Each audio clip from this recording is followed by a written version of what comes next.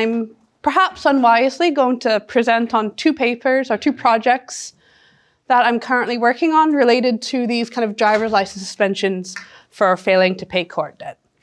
So before I kind of get into the details of the projects, I want to just kind of give some context, right? So every time you interact with the criminal justice system, right, there are going to be kind of monetary sanctions, penalties involved, right? So you get pulled over for speeding, you get a speeding ticket. Obviously, there's a fine associated with that ticket.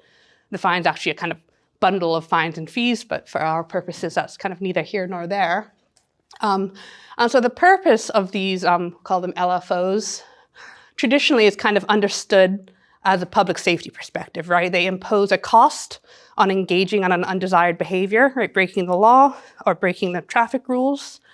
And by imposing that cost, you make it expensive to engage in that behavior, and that should deter people from kind of partaking in that behavior, right? More recently, scholars and policy kind of people have been kind of thinking about other alternative motivations, and I'm kind of a public finance person, so particularly what I'm interested in is kind of how local governments might turn to these kind of the criminal justice system, legal financial obligations as sources of revenue, right? And in kind of under what circumstances. But for our purposes today, it's not really important what the stated or what you believe the purpose of these things are, right? The policy problem of relevance to us is essentially non-payment, right? As kind of indicated by that statistic, a huge amount of people just don't kind of pay these fines and fees when they get them, right? And that's a problem from the government's perspective, right? Because those things aren't generating revenue and or aren't kind of having that public safety function, right? It's also a problem from the individual perspective because there are consequences to not paying, right? And the consequence that we're interested in today, it's a very common one, are these driver's license suspensions for non-payment. And so typically how these suspensions work, right, is you get the ticket, you're told you have to pay within 30 days, within 60 days, whatever it is. You don't pay it, and then the court can suspend your driver's license. And it kind of remains suspended until you pay the fine. Yeah, I'll just call it the fine. Pay the fine. And that then means you're kind of eligible to get your license back, but there's still going to be other things you have to do, right? There might be other fees to pay, like late fees, most probably reinstatement fees when you go to in Arizona, we call it the BMV, the Bureau of Motor Vehicles. And so, right, it's only after you kind of satisfy those additional obligations that you kind of get your license back, right? And I would like to tell you kind of definitively or more definitively than I can, like how common these suspensions are. But the fact is we just don't know, right? Because it's a kind of information there's no kind of centralized kind of data on, right? We've got bits and pieces from different states, from kind of anecdotal evidence. And all that kind of evidence suggests that they are kind of really pretty common, right? I had traffic ticket level data from Indiana courts for my dissertation. And I think, if I remember correctly, over 30% of those cases involved kind of an FTP at some point, right? And that might be on the high end of the kind of prevalence, right? There's going to be a lot of variation across states. But that's all just to say, I'm trying to convince you that these things are common. They're certainly the most common reason for license suspension. And so thinking about them, I just want to highlight the kind of how they're different from other kind of reasons for license suspension, right? They're not related to driving safety. They're not related to driving behavior. They're not related to driving safety, right? They're a collection mechanism. They're meant to compel payment. There is some evidence suggesting that they might have these additional public safety benefits by kind of changing drivers' behavior, right? Again, they have this kind of deterrence effect, but that's not their primary purpose. But the problem with them, or what's coming to be kind of, I think, seen by people in many corners as a problem, is that they have these really quite serious unintended consequences, right?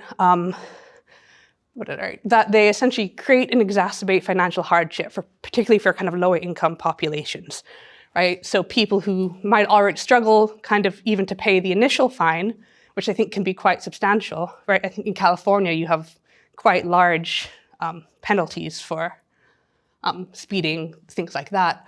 But then you also take away people's ability to drive, which then potentially limits their ability to, say, get to work or get to a better job. And so it just makes it harder, right? So they have this kind of compounding effect on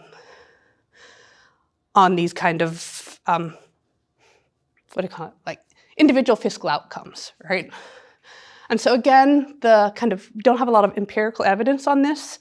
There is quite a bit of anecdotal and some survey evidence. So I just want to point out here at the bottom, in this Arizona program, which is for people with traffic debt, it's designed to help them remain compliant. Around 84% of people reported kind of when they lost their license, they were then unable to drive family members to work. And I'm just mentioning that or pointing it out, highlighting it, because it implies that the impact of these suspensions might kind of have effects that go beyond just the individual receiving them, right? So we might call them kind of spillover effects. So I want to keep that in mind. And I'm mostly mentioning this stuff because when we see the treatment effect estimates, you might think those are really large. So I'm trying to kind of preemptively justify them, essentially. And so today's talk, then I'll begin to get into the details of the papers, other projects. I'm going to spend most of my time on project one, which is kind of a quasi-experimental paper where we're looking at the effect of these suspensions on labor market outcomes. And when I say labor market outcomes, I mean pretty much like kind of employment, right? And then I'll also briefly touch on a field experiment. I'm in the middle of kind of running with some colleagues, or I should have said yes, with colleagues at ASU, Akil, Susan, and John Min.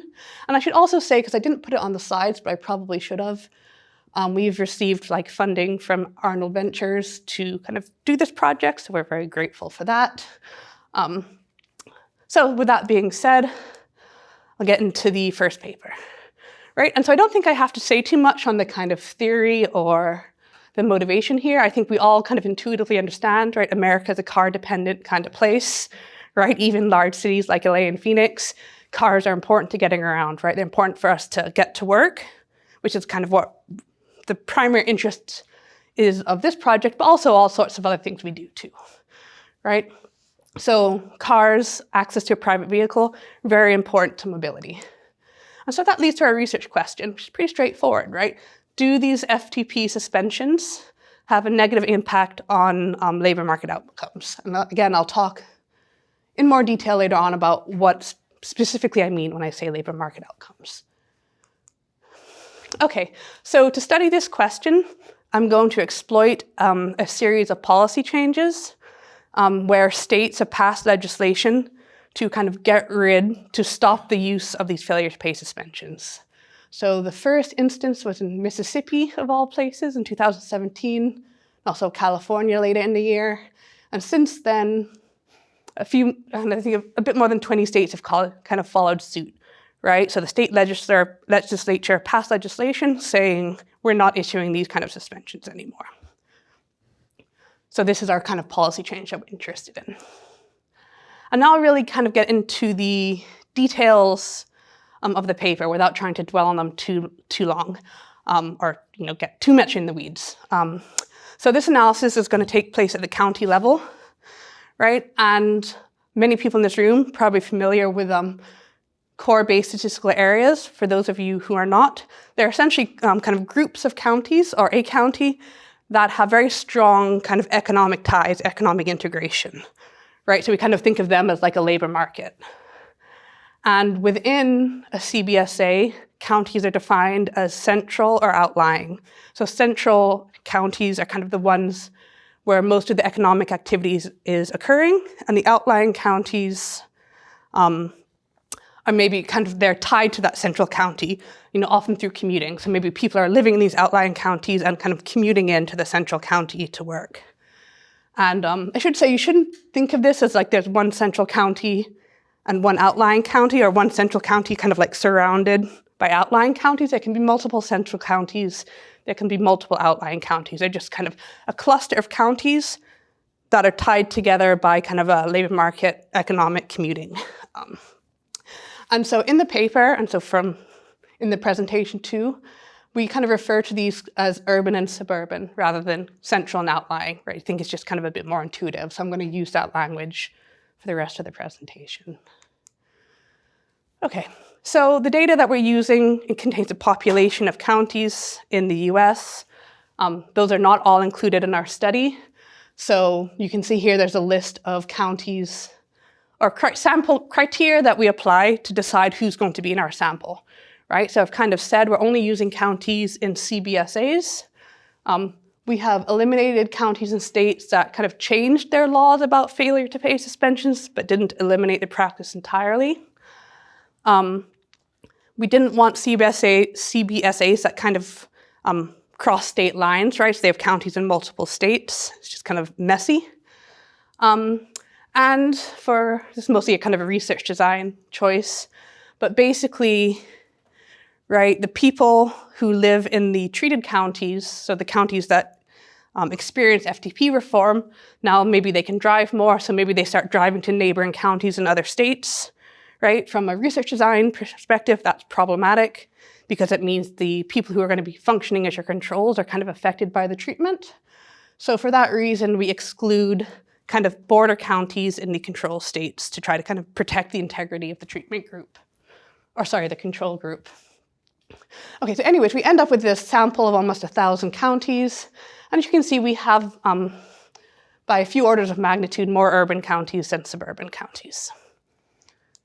And so this is just a visual representation of the counties in our sample, right? And so the data we're getting comes from two main places. Like I said, it's at the county level, and it's reported quarterly. So that means we've got start in kind of January of 2012, right? And it runs through 2024. And so the first kind of data source is a quarterly census of wages and employment. And you can see what our outcomes are here. We're primarily interested in employment levels, right? So how many people are employed at firms in these counties. And then we get the unemployment rate from the local area unemployment statistics. And again, same kind of time coverage also reported, or no, I think we've aggregated it to the county, but we have it at the county level, right? And so the big key difference here that I want to point out is the QCWE data is firm-based, and that means the data is kind of based on the location of the firm, right? So what are employment levels of firms located in Los Angeles County, which is different from the LAUS data, which is residence-based, right? So what is the unemployment rate among people living in Los Angeles County? So it's kind of like a subtle distinction, but I think somewhat important when you're kind of trying to think through the results later on, right? And then we've coded the FTP statutes. I don't really have time to kind of go through how we did that, but basically, we looked through the statutes to produce that information in that first table, right? So which states enacted these reforms and when did the reforms become effective? Okay, so to study our question, we're basically using a difference in difference design, right? So we're looking at, we have counties in the treated states, right? The ones that got rid of failure to pay suspensions. We have counties in control states, which are ones that did not change their FTP laws over our sample period. And basically we're looking, say like take one of our outcomes, unemployment rate, right? How does the unemployment rate change in the treated counties after policy change, right? Relative to what happens in the control counties. And so you can see we have about 19 treated states and 20 control states, so kind of a nice balance there. And we're gonna estimate effects for urban and suburban counties separately. Well, not separately in terms like statistically, but we're producing estimates for each group of counties because we think that the kind of change in mobility, right? That's what we think is going on here when that's what this policy change is doing, right? It's increasing the individual's mobility. It's going to be more important in suburban counties, right? Either because there are fewer transportation options, right? Public transit. And it's also the case that like maybe employers, houses, they're just kind of more spatially dispersed, right? So just the ability to drive is more important to kind of accessing employment, essentially. Right, and so, yeah, I'm not going to say much about the rest. And so this is our first set of results. I'm not going to dwell on these too much because in the next slide we kind of present them visually. But like I said, we're mostly interested in column 3, which is the employment levels, and column 5, the unemployment rate. So we can see that in suburban counties, these reforms have a positive effect on employment levels. So they're increasing by just under 5%. And then for the unemployment rate, we see a negative effect. So the unemployment rate is decreasing in both suburban and urban counties, but larger effects in suburban counties, which is kind of probably what we'd expect. By the way, like we said, we're going to present these graphically. So these estimates are a bit different in that instead of kind of one treatment effect estimate, they produce estimates for each period, right, pre and post treatment. And so ideally what we would like to see is that vertical line in the middle represents the treatment change, right? So to the left is the time periods leading up to treatment, and to the right is the periods after treatment. So what we would like to see, ideally, is a kind of flat trend in estimates in the time leading up to treatment, which are kind of close to 0 and not significant. And we can tell if they're significant or not by whether the confidence intervals, which are those shaded areas, whether they kind of include 0, right? So do they cross that x-axis or not? So what we want to see is kind of a flat trends that are essentially 0. And then in the post-treatment phase, if there's a treatment effect, we expect kind of a clear kind of change in the trend. And that change should be different than 0. So it shouldn't kind of have confidence intervals that kind of cross that x-axis. So in terms of the number of establishments and average wages, we don't see a lot going on here, right? No clear trends, no significant results in the post period, and even some problematic pre-trends. But next, when we look at our the outcomes that we're really interested in, right? The employment levels and the unemployment rate, we see something different, right? And what we see is largely consistent with what we saw in table 2, that unemployment levels increase kind of immediately following the policy change in suburban counties, and they kind of stay that way, right? And then similar for the unemployment rate, we see this negative effect that is largest and really kind of statistically significant for suburban counties, whereas the results for urban counties are a bit more mixed, right? The trend is negative and consistent, but not always statistically significant. So we can summarize these results briefly, right? We're finding that failure to pay suspensions do have this positive effect. By positive here, I mean kind of like desired, right, effect on labor market outcomes, because we're seeing increases in employment levels, at least in some places, and decrease in unemployment rates. And I've been kind of claiming or telling you that this is due to changes in mobility, right? And it makes sense. It's kind of consistent with what we think the effect of the policy might be, but I haven't shown you any evidence that that's actually the case, right? There could be some other weird third thing happening. So next, what we want to do is what we call kind of provide some evidence on the mechanisms. Can I show you something that can convince you and me that it really is changes in mobility that is kind of the channel through which this kind of relationship is operating, right? So we do that in 2 ways, and I'll kind of talk about each in turn. The first is that we look for changes in commuting, right? So as part of the American Community Survey, run by the Census Bureau, they ask people, like, what is your primary method of getting to work, right? And here you can see what our outcomes are some of the answers, right? They might say, I drive to work, which actually means like I drive in a car to work. It's not necessarily like I am driving the car, which is again subtle but important distinction.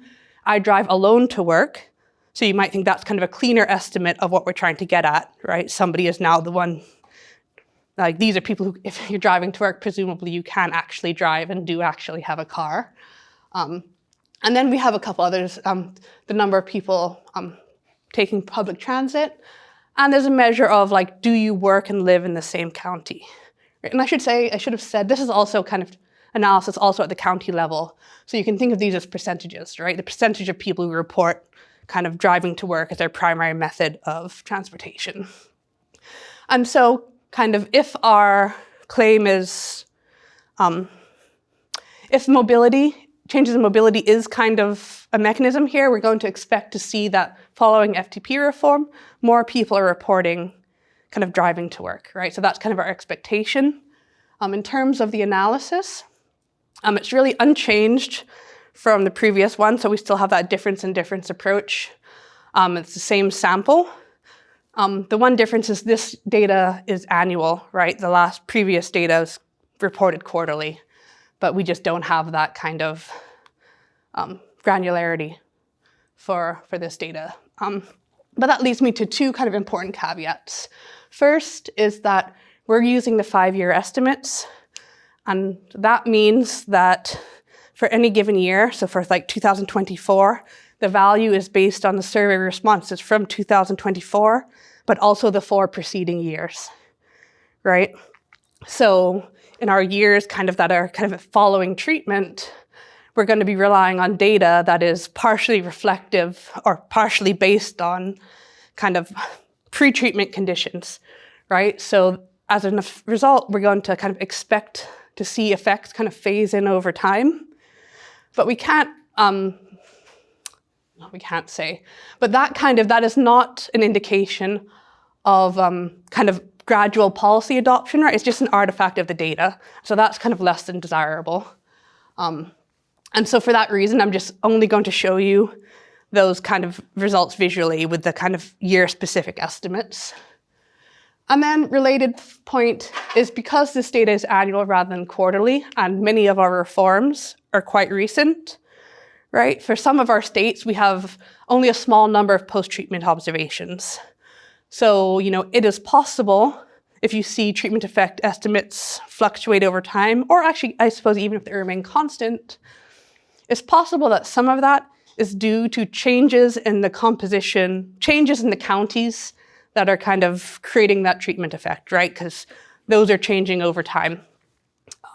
So I just wanted to be kind of upfront about those limitations. But with that being said, we can look at our results. And the top 2 panels are the driving outcomes, so where I'm going to focus. And we can see, again, there's like not a lot of action, actually like no action in urban counties. But in suburban counties, we see these kind of treatment effects phasing in over time, right? It's kind of what we expected. I should say, so how to interpret these, say in panel A, around event years 5 and 6, we've got estimates of the magnitude of like 2. So those are percentage points, right? So following FTP reform, they're about a 2 percentage point increase in the amount of people, the percentage of people who report driving to work as their primary mode of transportation, right? At least in years 5 and 6. So these results are kind of consistent, right, with our mobility hypothesis as a likely mechanism. And so the next thing we do is look at changes in foot traffic, right, to try to estimate, for more evidence on changes in mobility following FTP reform. So the logic is basically that if people are becoming more mobile, yes, that should be reflected in the kind of work choices, right, employment, but it's also probably is also reflected in other areas of life, right, say like consumption behavior. So basically what we do is we have data on points of interest. So these are basically locations, right? So the majority of them are like retail locations. So like the 7-Eleven on the corner, the Target. But they're not entirely retail, but they're locations.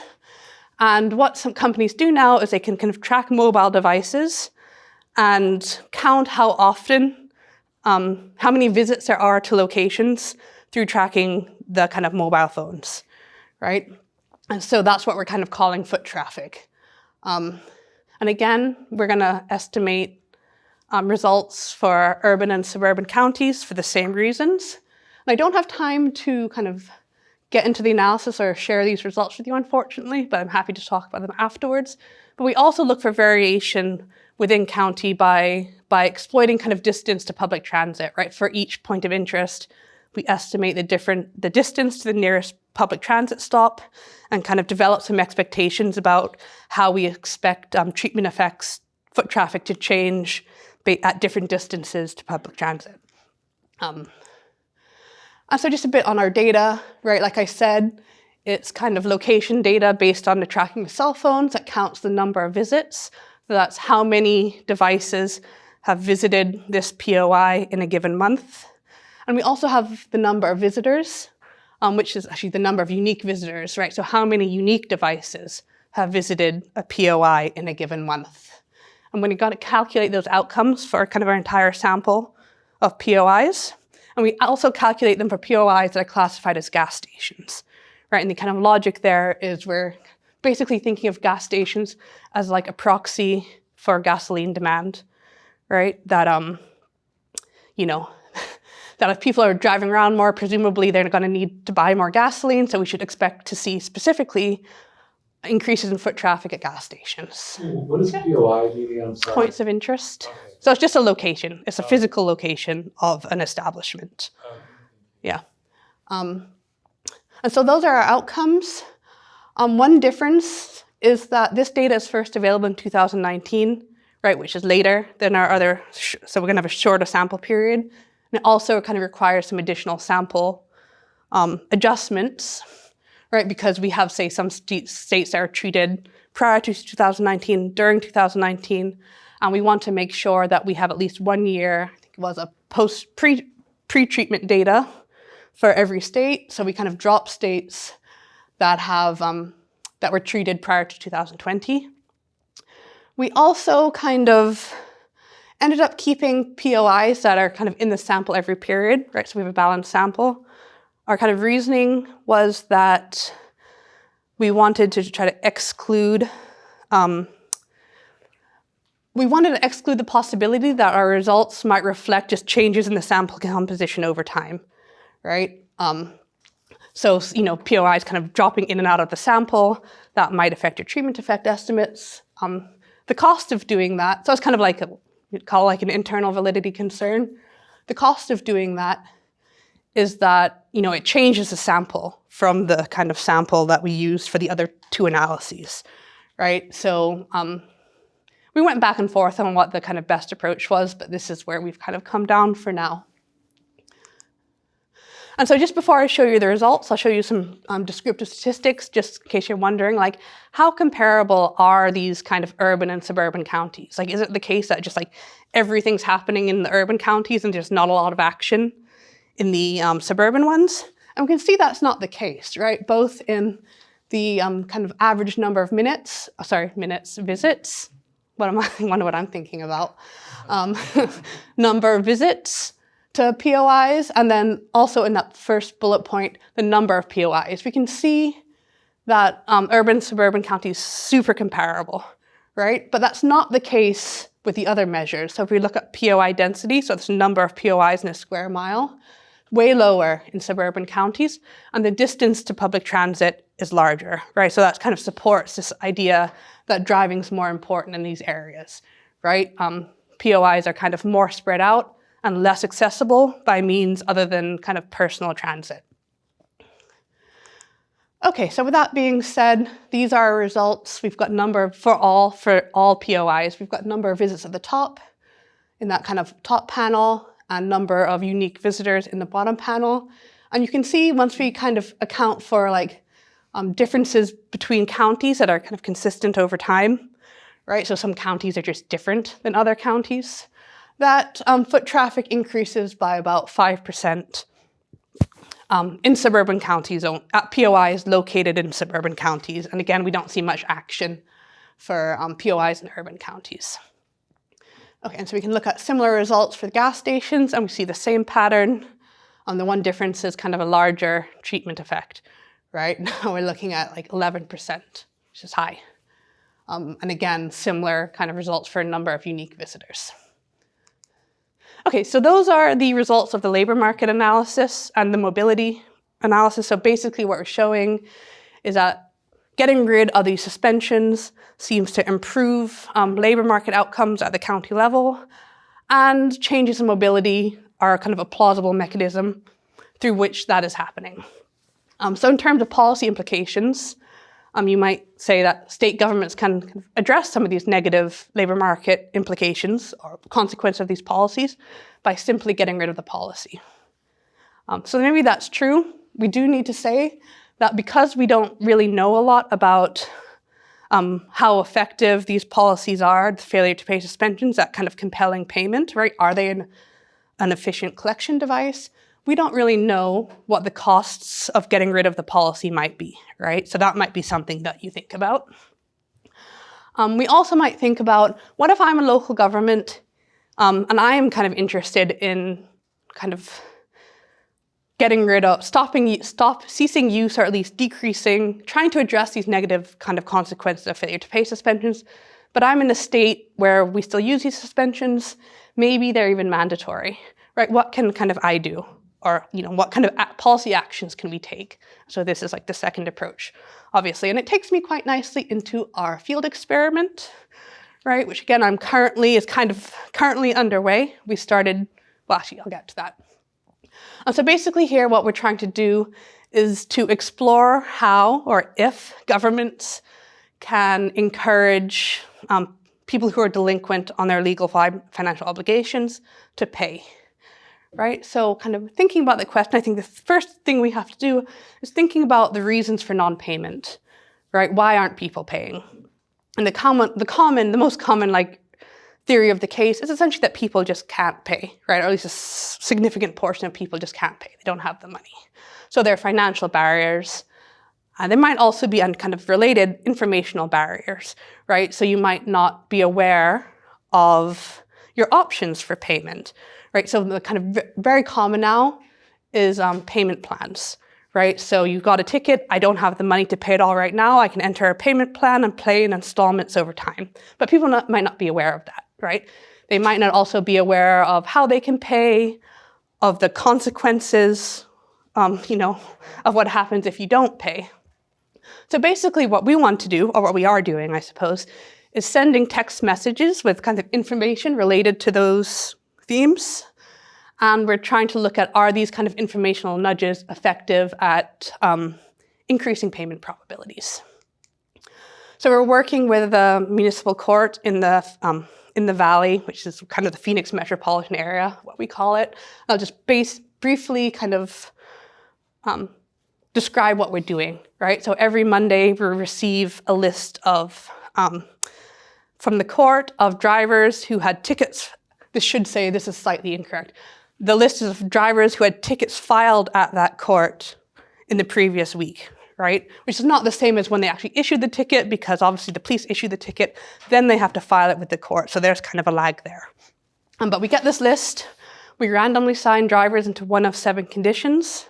The first condition is a control, so they aren't getting any messages, right? It's just kind of business as usual. And then so we send information, a text message to individuals assigned to the other groups, right, on that Wednesday. And then the following Wednesday, they get a reminder text, which is the same as the initial one, but they get a reminder. And we're kind of running this experiment for hopefully 1 year. Our sample size isn't quite as large as we hope, so hopefully we don't have to kind of extend the study period. But if we do, it'll only be a month or 2.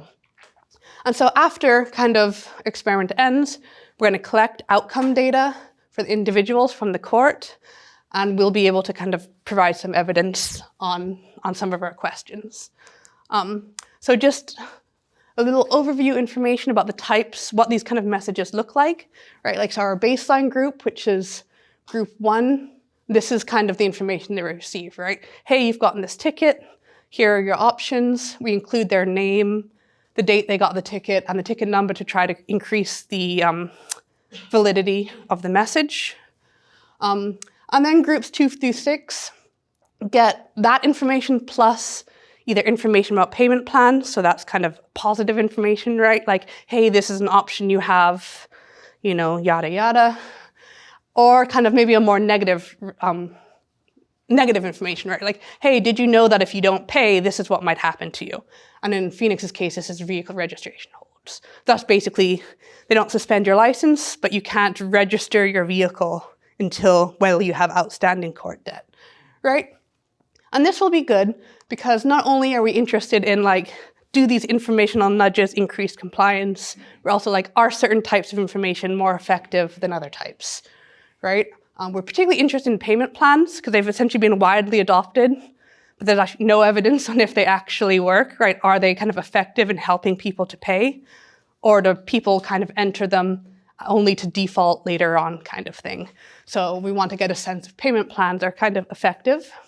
And I haven't talked about this much, but we also want to measure effects on people's downstream outcomes. So some of that information, the criminal justice stuff, we can get from the court, right? We're also going to buy data from a credit rating agency to look at impacts on the kind of financial, household finance outcomes, right?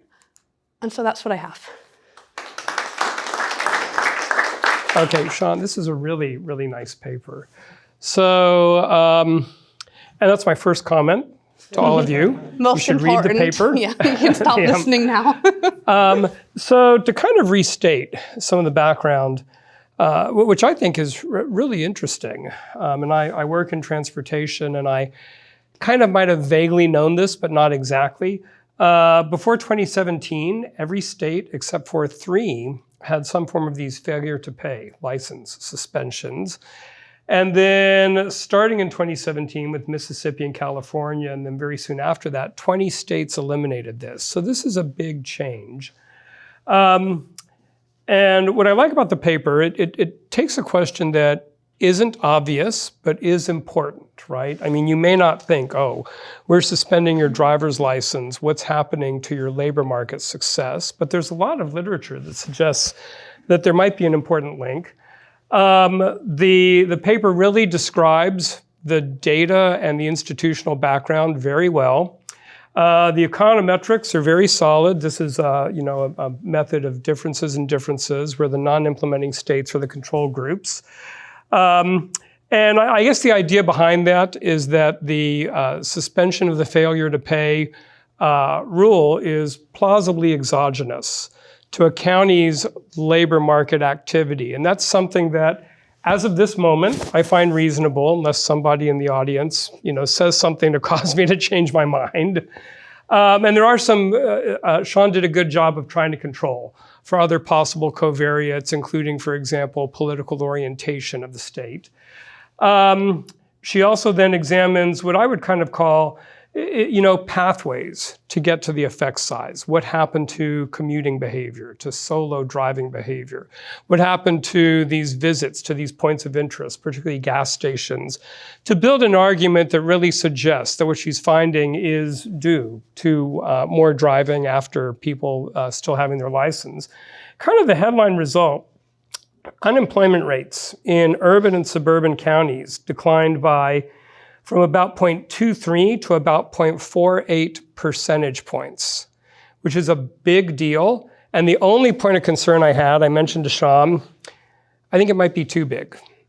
In other words, for that suburban estimate, during this time period, this is a drop in an unemployment rate of 10% or more.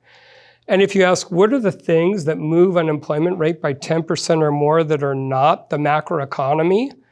Our business school person is nodding his head. My first gut is nothing. Having said that, what I suggested to Sean, give us back of the envelope estimates. How many people had this failure to pay license? What was their plausible size? Might this have moved it? Now let me kind of backtrack a little bit. Because the paper is really carefully done econometrically. Having said that, these are differences in differences estimates, which are always kind of a black box. So, but anyway, this is consistent with a long line of transportation research that points out how important the automobile is. And that's what's happening here. These are folks who are not losing access to a car. Let me give you a few numbers. Nationally, the percent of households that are zero vehicle, that don't have a car, are around 6 to 8%. In high poverty areas, that number can get up to around 20%. The more important number would probably be households for which access to vehicles is constrained. The number of licensable drivers is more than the number of vehicles. And there's a lot of vehicle sharing, a lot of constraints, and losing a car in that kind of a household is stacking constraint on constraint. A few years ago at Jen Giuliano and a couple of our then students, Yuting Hao and Unjen Shin, we looked at kind of the following contest. Looking at census tracts in San Diego County, how many jobs could you get to in 30 minutes during the morning peak hour if you were going by car or if you were going by transit? And the answer is that car would get you from 10 to 40 times more jobs than transit. And there's been similar studies done in Los Angeles and Boston, and that same number pops up. How many more jobs will a car get you to than transit? It's order of magnitude. It's tenfold or more. And so what kind of lurks in the background is that, kind of things that stand in the way of people's car access could be plausibly very big labor market determinants. Let me wrap up. David said I have to pitch a couple of questions that could prime discussion. I'm going to do that, and then I'm going to be quiet. So one question for discussion. What do we think about cars in the transportation system? I'm a transportation guy. Should we bring it back to cars? My students love transit, but this is an order of magnitude difference. Like the astronomers would say, now we're getting important if you're at the order of magnitude level. The other thing, and this kind of relates to what you were talking about, the field experiment, I was thinking, well then, what kind of enforcement mechanism might we want to think about if we're not doing driver license suspension for the failure to pay? But overall, this is a really nice paper, so kudos to Sean.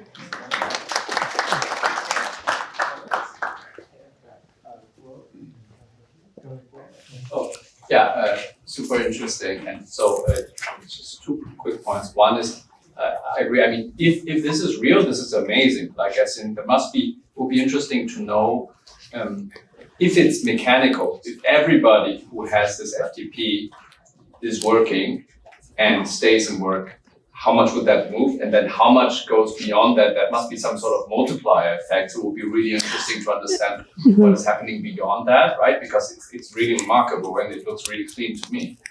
And then the second point, you mentioned the payment implications aren't clear. So I wonder if you can sort of back of the envelope look at sort of revenue from more economic activity, because it really looks like you're picking up an aggregate effect. There must be, some implications for local sales tax or things that you might be able to pick up, and maybe that's offsetting that, right? So it would be interesting to say that you're foregoing some of the fines, but you're getting a lot of economic activity. Right. So some kind of net revenue effect. Yeah. Yeah. So we have. I didn't. forgot to give you time to answer Marlon as well. Oh. So take your time. Well, he said so many kind things. It might be better to move on. Okay. Yes, no, I agree about the effect sides. As if anyone has any kind of insight or ideas about what you think might be going on or ways to try to kind of get at that, I'd love to hear them, because we do need to think about it more. Right now, I don't really have anything great to say about it, honestly. I mean, if you go on the individual data with your credit, with the credit matching, the effects are going to be massive. Yeah, I mean. So you're understating a lot because you're looking at it in aggregate. And it's right. a very small fraction that is affected. I mean, it's very remarkable. Yeah. So I should have, well, maybe not I should have said, I don't even think it's in the paper. But obviously, right, these are state-level reforms, different states, there's kind of variation in the reforms. And so for a lot of the reforms, it's not just that they kind of end the suspensions, they also automatically reinstate the licenses of suspended drivers, right? Which, I mean, doesn't solve this problem, but it does kind of make the effect, people don't have to do anything to get the license back, right? They're just given the license back. And so to the extent that they know about this change, right, it is kind of like an automatic thing. So just wanted to share, I've been in workforce development for 3 years now, and we have this understanding that transportation definitely plays a huge role in folks getting employment. But to dive deeper into looking at like license suspensions hasn't really been a topic that's been discussed. These workforce programs do offer supportive services and often exclude like fines that can be covered. And so this definitely is interesting research that can definitely be used to modify a lot of workforce development boards from modifying maybe like their supportive service matrix to include, license suspension, fees and fines to, again, help folks get back into the workforce. Yeah, because I think a lot of times people do, because honestly, the people kind of making these policies and us here talking about might be very different from the communities that are kind of affected. So there's kind of like a disconnect, I think, in people realizing how impactful a seemingly quite minor thing can be. I was just going to say something else, now I've lost it. If I think of it, I'll say it later. I had a comment. I wanted to know how many social policies are adopted concurrently in Mississippi and California. And therefore, I wanted to know, you must have some understanding of what drove the politics of these policies being adopted. And then related to that is how many people were affected by these things? And I'll just admit my ignorance. Was this millions, tens of millions? How many people were impacted by these laws? What are we talking about? Okay, so in terms of California and Mississippi, specifically, they were responses to lawsuits, right? Which kind of made account for the quite different profiles of the states. I'm kind of less clear on the following states. But I do think kind of relative to a lot of kind of the other issues in this area that are kind of very socially just, people who care about them, right, are kind of very socially justice focused. A lot of the arguments, and this is just anecdotally, right, a lot of the arguments made for kind of reforming these suspensions are based on an understanding by the policymakers that, look, this is hurting this is producing economic harm, right, for the reasons that we've kind of discussed. So we can do more to kind of learn about that, or maybe learn about it in a kind of more systematic way. But then those court cases helps your argument that's for at least some of the states, right? Yeah. And then in terms of the number of people affected, I would love to know. So there's a group called Free to Drive. That's kind of an ad, this is their issue. And they began collecting data from, Bureaus of Motor Vehicles, whatever, in different states, this kind of thing. But I think they essentially abandoned the effort because it turns out it's really difficult to make the data comparable in any way. But what you can see from what they have, because they were nice enough to share it with me, is that there's a ton of variation across states, right? So I think in Indiana, and it's also not just variation, but in what exactly is being measured, right? So it's just really difficult to kind of do these comparisons. But it is clear that there's a lot of variation, right? And I remember at the kind of top end of the scale for Indiana, I think it was something and it was scaled by the workforce age population. So 257 for every 1,000 people, something like that. So really high, right? But then in other states, right, it's closer to one person per every 1,000, that kind of thing. So we are trying to think about different ways that we can try to get at this kind of question, particularly if we can't really get very good data on it, right? Because I understand it's kind of important from a policy perspective, but also from a perspective of getting people to believe our results, right? That we can kind of more convincingly speak to kind of how frequent, how ubiquitous these kind of suspensions are. And it actually should be said that, right, because they're largely indefinite, right, they're pretty much in effect until somebody pays, right, they can accumulate over time, essentially, right? Yep. Oh, sorry, I'm not in charge of that. Very nice. I know you said earlier in the conversation that essentially, if you lose your license, you're likely to, not likely, but 46, I think you said 46% of folks have reported a loss of income. Yeah, so I think I reported there were like two separate surveys. One was of New Jersey drivers with suspended licenses, and one was of drivers in an program in Arizona that they run designed to help keep people compliant, right? So to people who owe court debt, to make sure they kind of keep making their payments. And I could go back to the slide, but I think it was for the Arizona, I remember it was like, yeah, about 26% of like new entrants reported, I think, losing a license, losing a job due to suspension. And there was also for people who were in the program for a longer period of time, for like 3 months, there's something like 50%, right? So, and it might just be a bad program. It doesn't seem to be working very well. But yeah, so it's a significant amount of people. And these people also reported, we might call that like an extensive margin effect, right? Like you lose your job.